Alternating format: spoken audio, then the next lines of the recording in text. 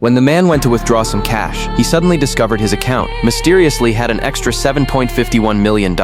For a second, he thought he was dreaming. He tried withdrawing $10,000. The bills actually came out of the ATM one by one. This unexpected fortune made him uneasy. He shoved the cash into his pocket, handed a few dropped bills to passers-by, and rushed home as fast as he could. Just as he got home, the landlady stopped him, saying she'd received a bunch of packages for him that morning. Right away, he sensed something was off, and ran inside to check. The entire room was filled with packages, big and small. Confused, Shaw slowly opened one, and what he saw left him completely stunned. Inside were military pistols, stacks of bullets, materials for making bombs, and even classified government documents. A wave of dread washed over him. Before he could react, his phone rang. A mysterious man's voice told him that in 30 seconds the police would arrest him for treason, and the weapons in his house were the evidence. Shaw thought it was a prank, but the next second a SWAT officer dropped in from above. Panicking, Shaw tried to run, but it was too late. He was taken to the station for questioning. Shaw swore the packages had nothing to do with him. Surprisingly, the anti-terror chief believed him. He had already looked into Shaw's backgrounds and knew he was just a regular office worker. But Shaw's brother was another story. The chief suspected his brother had ties to a terrorist group. The weapons were all his. Hearing that, Shaw laughed out loud. He had just been to his brother's funeral that morning. His brother had died in a car crash days ago. Shaw begged the chief to release him, but just then the mysterious man called again, telling Shaw to get down immediately. Before he could react, disaster struck. A crane suddenly crashed straight toward the building. Shaw dodged just in time, barely saving his life. The chief heard the noise and rushed over with his team. Across the street, a giant LED screen lit up with new instructions, telling Shaw to jump, now. With armed SWAT officers behind him, Shaw had no choice but to leap, sliding down the side of the building onto the train tracks below.